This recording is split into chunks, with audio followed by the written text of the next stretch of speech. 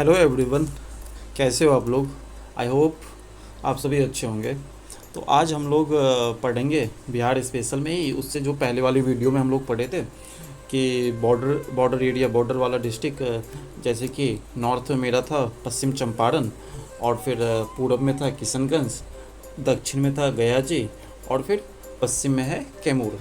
तो उसी से आगे हम लोग पढ़ेंगे। अब पढ़ेंगे हम लोग बिहार बिहार का इतिहास।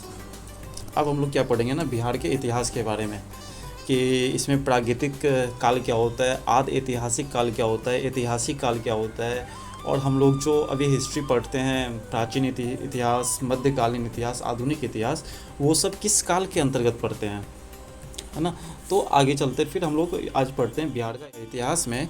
तो सबसे पहले प्रागैतिक काल में हम लोग पढ़ते हैं, फिर दूसरा इसे आद ऐतिहासिक काल पढ़ते हैं, फिर तीसरा ऐतिहासिक काल पढ़ते हैं। तो इतिहास में हम लोग इतिहास को हम लोग 3 भागों में डिवाइड करे हुए हैं, प्रागैतिक काल, आद ऐतिहासिक काल और फिर ऐतिहासिक काल। ठीक है, जिसमें कि प्रागैतिक हासिक काल में हम लोग लिखना नहीं जानते थे, पढ़ना भी नहीं जानते थे। जैसे कि हमारा एग्जाम्पल क्या है ना, एक पाषाण काल है, ठीक है। और वही चीज़ आद ऐतिहासिक काल में हम लोग लिखना तो जानते थे भाई साहब, मगर पढ़ना नहीं जानते थे। जैसे कि सिंधु घाटी की सभ्यता। फिर जो हम लोग प्राचीन इतिहास पढ़ते हैं, मध्यकालीन इतिहास पढ़ते हैं और आधुनिक इतिहास पढ़ते हैं, वो सारा का सारा हम लोग ऐतिहासिक काल में पढ़ते हैं।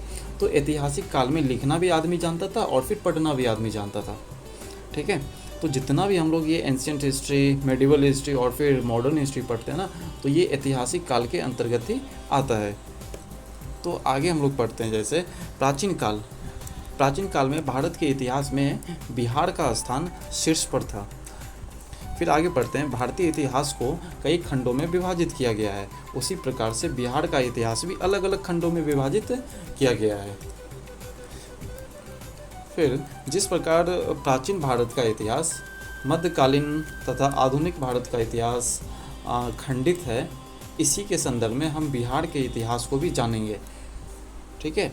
फिर हम लोग नेक्स्ट देखते हैं कि बिहार का इतिहास पाषाण काल से लेकर आधुनिक काल तक है। ये इसका जो सिंधु घाटी की सभ्यता में है, ये इसमें वर्णन नहीं है बिहार के बारे में। तो हम लोग सिंधु घाटी की सभ्यता यहाँ पे नहीं पढ़ेंगे, क्योंकि हम लोग बिहार स्पेशल पढ़ रहे हैं, ठीक है। तो बिहार का इतिहास पाषाण काल से लेकर आधुनिक काल तक है। तो सबसे पहले देखते हैं पाषाण काल। स्टोन एज में लाखों वर्ष पूर्व से 300 ईसा पूर्व तक, ठीक है, जो जिसमें हम लोग पढ़ते हैं पूरा पाषाण काल, मध्य पाषाण काल और फिर नव पाषाण काल। जैसे ही पाषाण काल समाप्त होता है, वैसे ही सिंधु घाटी की सभ्यता होती है, और ये हमारे बिहार में नहीं है, जिसके लिए हमें बिहार स्पेशल में सिंधु घाटी की सभ्यता को नहीं पढ़ना है। जैसे ही फिर आगे जाएंगे हम लोग, वैदिक काल आ जाती है 1500 BC से 600 BC तक। फिर उसके बाद महाजनपद 600 BC तक। फिर उसके बाद पढ़ेंगे बौद्ध धर्म के बारे में, जैन धर्म के बारे में, फिर मगध के बारे में, जो मौर्य साम्राज्य है। मगध जो है पहले अफ़गानिस्तान तक पूरा फैला हुआ था। तो ये इसका विस्तार जो है ना, भारत में काफ़ी दूर दूर तक रहा है ना, ये मौर्य साम्राज्य का। फिर बिहार के क्षत्रिय वंश के बारे में जानेंगे, कर्नाट वंश, सैन्य वंश, पाल वंश। मध्यकालीन बिहार फिर पढ़ेंगे। मध्यकालीन बिहार के बाद फिर हम लोग पढ़ेंगे आधुनिक काल में बिहार कैसा है ना। मध्यकालीन में हम लोग क्या पढ़ते हैं कि एक सल्तनत काल पढ़ते हैं और फिर एक मुगल काल पढ़ते हैं। चलो फिर हम लोग जिक्र कर रहे थे कि स्टोन एज के बारे में, पाषाण काल के बारे में। तो पाषाण कालीन बिहार लाखों वर्ष पूर्व से 300 BC तक का समय पाषाण काल का माना जाता है। लाखों वर्ष पहले से भाई साहब, ये 300 ईसा पूर्व तक का समय जो है ना, ये पाषाण काल को माना जाता है। पाषाण काल के दौरान आदि मानव खाना बदोश का तुम लोग मतलब जानते हो क्या होता है? खाने के लिए जीना और फिर जीने के लिए खाना। ये मुख्य रूप से शिकार पर निर्भर रहते थे। ये शिकार के लिए पत्थरों के औजारों का प्रयोग करते थे, जैसे कि पत्थरों के बने कुल्हाड़ी, खुरपी, पत्थरों के चाकू का उपयोग करते थे। फिर पाषाणकालीन औजारों के अवशेषों से उसकी आयु ज्ञात करने पर आदि मानव को पाषाण काल में रहने का प्रमाण मिला। उसके जो भी औजार वगैरह जो बनाता था ना, जैसे कि खुरपी, कुल्हाड़ी, पत्थरों से बने चाकू, इन्हीं चीज़ों से पता चला कि आदि मानव का जो है ना एग्जिस्टेंस जो था वो पाषाण कालीन समय में था, पाषाण काल में रहने का प्रमाण मिला है। ठीक है। फिर कार्बन के पद्धति से इन जीवाश्मों की आयु ज्ञात की गई थी, है ना। इसकी आयु ये कितने साल पहले के का ये औजार सब है ना। फिर पाषाण काल के दौरान ही इन आदि मानवों को बिहार में रहने का साक्ष्य मिला है, पाषाण काल के दौरान ही मिला है। नेक्स्ट पढ़ते हैं फिर पाषाण काल के बारे में पढ़े थे हम लोग पहले, जैसे कि पूरा पाषाण काल, फिर हम लोग पढ़ेंगे मध्य पाषाण काल, नव पाषाण काल। तो पूरा पाषाण काल क्या था ना, लाखों वर्ष पूर्व से 12,000 ईसा पूर्व तक। ठीक है। और फिर मध्य पाषाण काल क्या था, 12,000 ईसा पूर्व से कहाँ तक, तो 6,000 ईसा पूर्व तक। नव पाषाण काल क्या था, 6,000 ईसा पूर्व से 3,000 ईसा पूर्व तक। फिर नंबर 1 पे पढ़ते हैं पूरा पाषाण काल।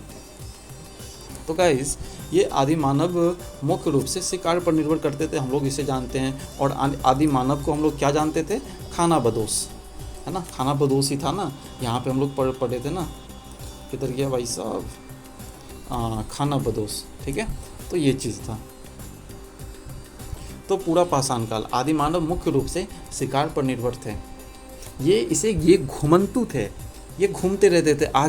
आज यहाँ पे तो कल यहाँ पे, आज यहाँ पे तो कल यहाँ पे, परसों यहाँ पे तरसों यहाँ पे, है ना। ऐसे ये एक जगह से दूसरी जगह, दूसरी जगह से तीसरी जगह, तीसरी जगह से चौथी जगह ये घूमते रहते थे। तो ये शिकार के लिए पत्थरों के औजारों का उपयोग करते थे। इन औजारों का अवशेष बिहार के कई जिलों से प्राप्त हुई है, जैसे कि मुंगेर, नालंदा, जेठियन, जो कि आज गया जी है, से पत्थरों के खुरपी तथा नुकीले औजारों के अवशेष मिले हैं। पूरा पाषाण काल के दौरान आदिमानव पूर्णतः खाना बदोश थे, जैसे कि हम पहले आप लोग को बताए थे खाना बदोश के बारे में। फिर आगे आ जाता है मध्य पाषाण काल। इसमें उतना कुछ है नहीं, बस थोड़ा सा ही था कि मध्य पाषाण कालीन साक्ष्य बिहार के दक्षिणी जिलों जैसे कि मुंगेर के भीम बांध तथा नालंदा से प्राप्त हुए हैं। फिर मध्य पाषाण काल के दौरान भी ये आदि मानव पत्थरों के औजारों का उपयोग करते थे, मध्य पाषाण काल के दौरान भी करते थे। तो जब तक करेंगे नहीं तो तब तक जानवरों को मारेंगे कैसे, है ना।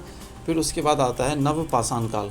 नव पाषाण काल क्या होता है, 600 ईसा पूर्व से 3,000 ईसा पूर्व तक। इस काल में पत्थरों के साथ साथ हड्डियों के बने औजारों का भी प्रयोग करने लगे। हड्डियों के बने औजारों का भी प्रयोग करने लगे। पहले तो पत्थर के औजारों का यूज किया जाता था, अब हड्डियों से बने औजारों का भी यूज करा गया। इस काल के दौरान फिर बिहार में लोगों के साक्ष्य कई स्थानों से प्राप्त हुआ है। हड्डियों से बने औजार चिरांद, सारण से और अवशेष मिले हैं। जो हड्डी से जो बना औजार है ना, वो सारण के चिरांद से अवशेष मिले हैं। इसी प्रकार पत्थरों से बने औजारों का अवशेष चेचर, वैशाली, मनेर, पटना, सिनुआर, रोहतास से मिले हैं। सिंधु घाटी सभ्यता के कोई साक्ष्य बिहार से प्राप्त नहीं हुए हैं, तो इसके बारे में हम लोग जिक्र नहीं करेंगे। तो फिर आज के लिए हम लोग यहीं तक रखते हैं, क्योंकि शॉर्ट वीडियो बना रहा हूँ 10 मिनट का, इसके वजह से। तो ये नवपाषाण काल तक आगे रखते हैं। फिर कल हम लोग क्या पढ़ेंगे ना, बौद्धिक काल और फिर बिहार क्या पढ़ेंगे,